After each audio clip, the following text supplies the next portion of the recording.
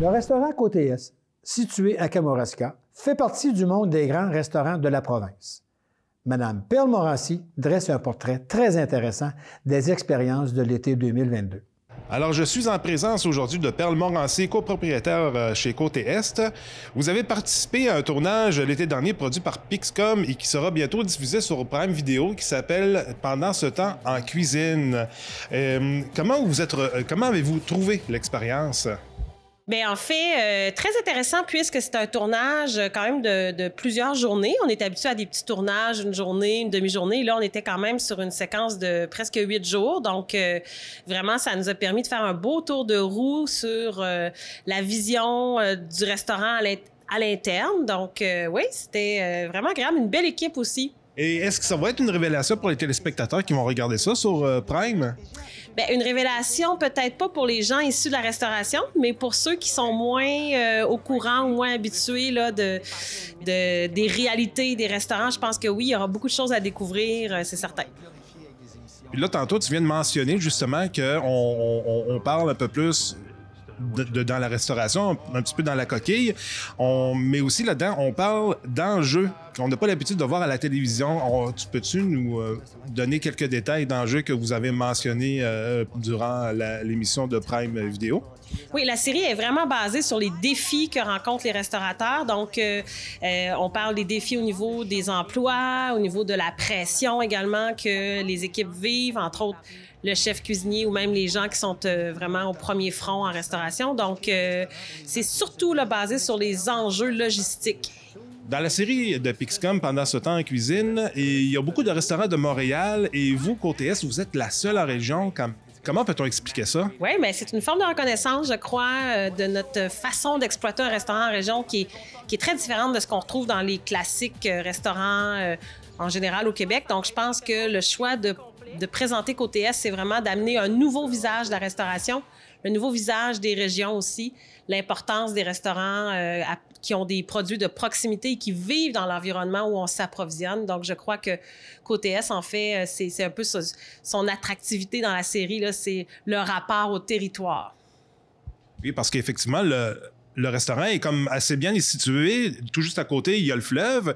Et en arrière-pays, il y a la forêt dont on voit un petit peu par des aspects visuels de drone, d'où vous faites la mycologie. Vous avez quand même un aspect très, très intéressant pour la population qui vient de vous voir. Oui, tout à fait. L'idée, c'était aussi de démontrer que le Kamouraska, on a vraiment une diversité de richesses alimentaires. Et chez Côté Est, dans tous nos projets, actuellement, on aime se démarquer par cette espèce de trilogie du terroir, c'est-à-dire le littoral, les pêches, les algues, les plantes marines, le côté agricole. Donc, vraiment, on sait qu'au Kamouraska, on a une riche vie agricole, de grandes fermes, mais aussi de petites fermes d'élevage, donc des belles viandes de spécialité. On a beaucoup de cueillettes aussi qui se fait de fruits, de légumes, donc les vergers de la Côte-du-Sud, très important. Et finalement, le côté forestier, donc vraiment qui appartient à notre identité propre et c'est ce qui fait qu'en tant que région, on se distingue de la Gaspésie, de l'Outaouais, de la Côte-Nord. C'est vraiment ce qui fait notre identité culinaire au Kamouraska, les 3 plateaux. Vous vous retrouvez aussi sur mordu.ca, puis c'est pas la première fois que vous vous retrouvez là-dessus. C'est fait par Radio-Canada, c'est une web-série, ça s'appelle Le Resto d'après. On y retrouve Kim Côté qui fait allusion justement à la pression, à la performance. Est-ce qu'on peut voir ça comme une surprise de sa part? Non, je pense que ça fait longtemps que Kim voulait communiquer un message à l'ensemble de la population, mais spécifiquement aux gens en cuisine, toute cette pression qui est vécue, en fait, la désorganisation parfois que ça crée dans nos vies aussi.